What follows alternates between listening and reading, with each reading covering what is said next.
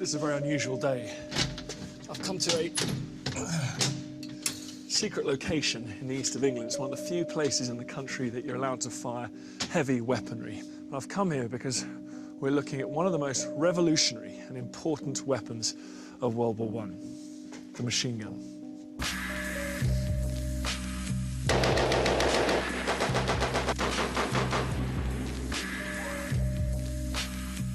Machine guns have been tested at this weapons facility for generations, and it bears the scars.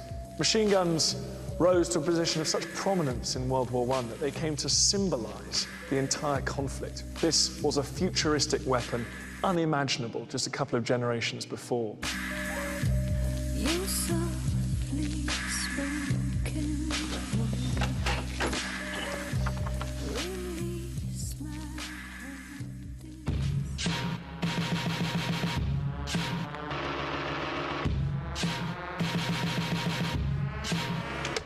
Okay, so we'll close the top cover.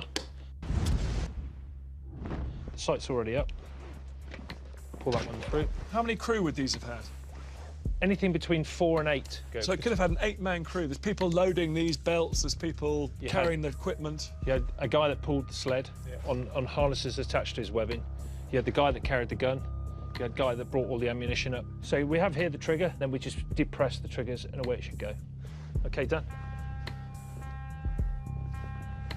And now just depress this over to one side and you're now basically ready to fire.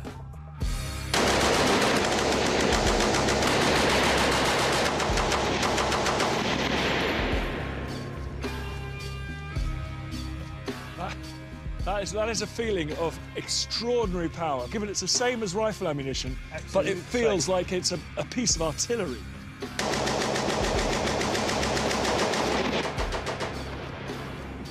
Amazing. Really amazing. You certainly get the feeling of being on the end of an extraordinary explosive power here. You feel like you're projecting these bullets down the range, unlike anything I've ever experienced before.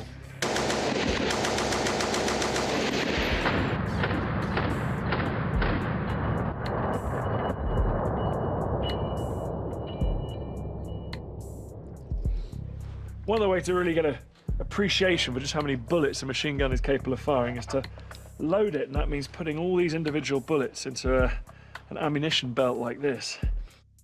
Right, let's fire the Vickers, the British version.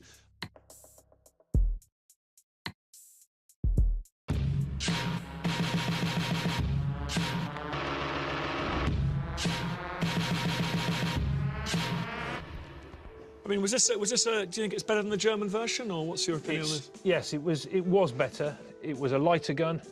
It was a very reliable gun. Because there's that story about the 10 Vickers machine guns, wasn't it, the summer of 1960 at the Battle of Somme, and they all fired continuously for 12 hours. Yep. And in that case, they managed to fire 1 million rounds in 12 hours, didn't they? Yeah, and without any reported failures, which is even more phenomenal. Our safety catches these paddles, which we pull towards us, and this is now our trigger. Right. Safety? Safety. Thumbs over the top, that's it. Firing.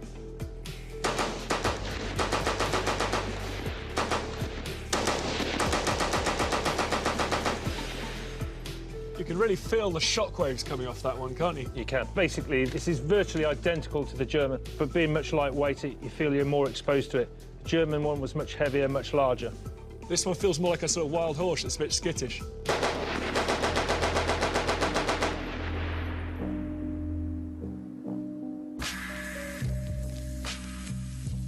It's a strange thing to come here today and fire these machine guns, because you're actually replicating some of the actions that caused the deaths of hundreds of thousands of people during World War I.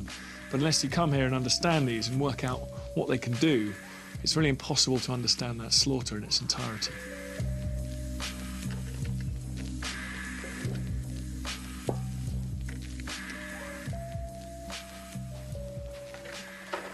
Right, next, I suppose, in a way, it's the odd one out, the Lewis gun.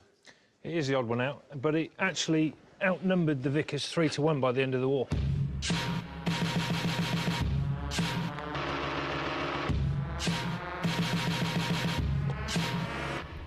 And this was brought on into service during the war. This is state of the art in World War One. It was, and it was the most mobile machine gun of World War One. Because obviously these ones are quite immobile, aren't they? You know, you think about these ones being used in the classic defensive battles and mowing down the oncoming infantry. This is actually designed to be taken forward. It's an offensive weapon. It's an assault weapon. Yeah, it certainly is. It is the very first machine gun that was designed really to be lightweight, carry it, and take the fight to the enemy across no man's land. And the Germans hated it.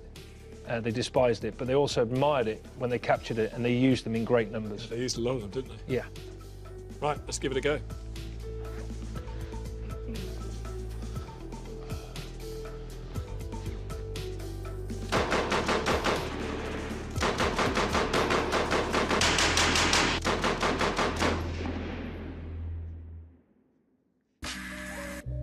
Now that I've found you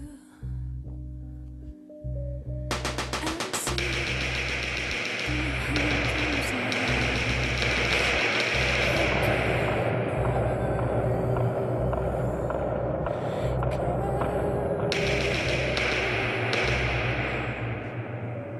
The guys are just de-rigging the guns now, and it's been a shocking but fascinating demonstration of the sheer power of these machine guns. It's probably as close as I'm ever going to get to the sounds and some of the smells of a First World War battlefield, thank goodness. And just looking at these weapons, experiencing the kick and seeing the power that they throw out, it really is a scary thing to think about just how many deaths these guns have been responsible for.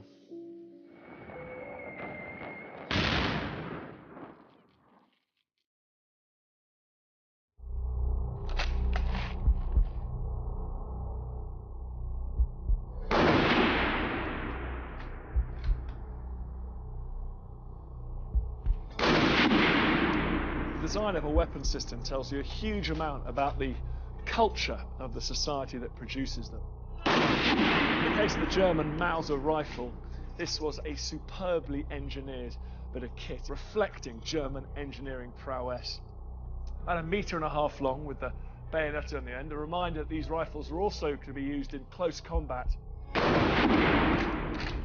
was descended from a hunting rifle. It was extremely accurate at very long ranges. It's got a longer barrel than some of the other rifles at the time, which is what gave it that accuracy and that range. It's made of walnut, which is a good solid hardwood, weighs just over 4 kilos.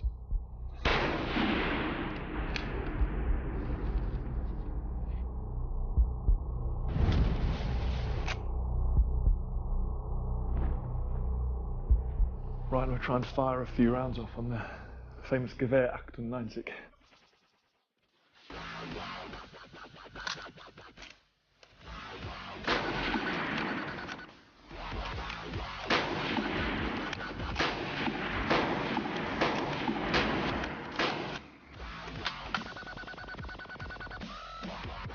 Well, it's certainly got a lot of kick, more than I was expecting. And it feels like an extremely chunky, solid, reliable weapon.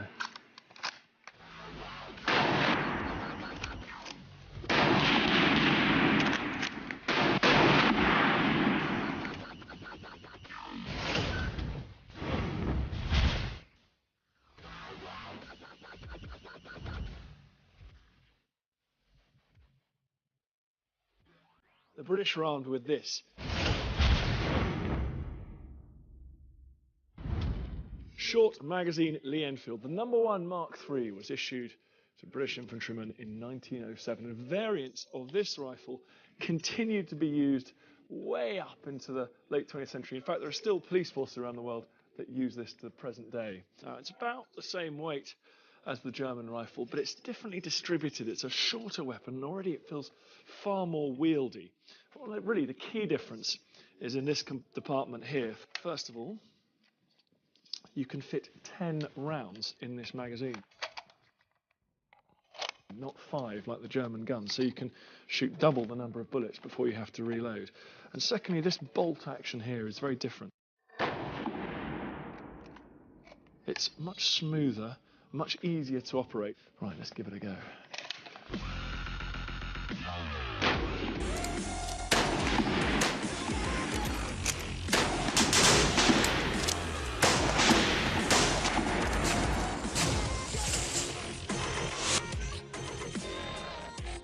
It's so noticeable. The bolt action is so much smoother, and the effort you've got to put into it is so much less. It's just a far shorter range that you've got to move the bolt through compared to the German Mauser. And when you are here ready to fire, your finger's right here on the trigger. It's a small difference, but I think it's a really important one. Also feels like a far lighter weapon almost. It's shorter, it's easier to use. It's much quicker to fire. In fact, the British Army in 1914 went to war knowing that all of the infantrymen could fire 15 aimed shots every minute. In fact, one rifle instructor was able to fire off 38 aimed rounds in 1 minute.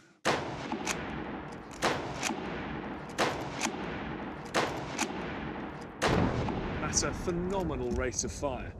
The German army, when they met the British army in the second half of 1914 in the fields of France and Belgium, were often convinced they were attacking troops armed with machine guns, when in fact what they were doing was marching into the concentrated rifle fire of British infantry armed with the Lee Enfield.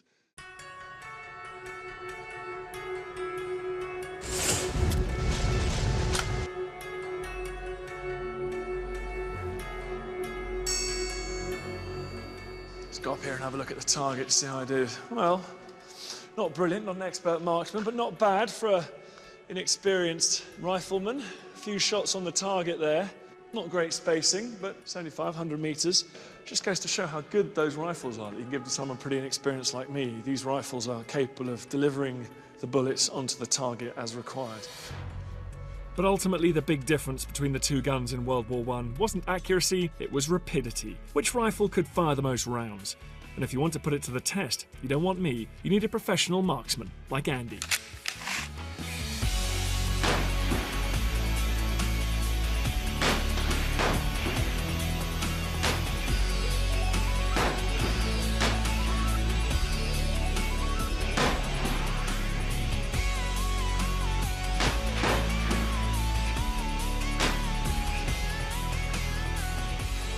Firing as many bullets as possible under the same conditions, the Lee Enfield nearly always comes out on top. With its smoother loading system and 10-round magazine, this was the world's most effective rifle.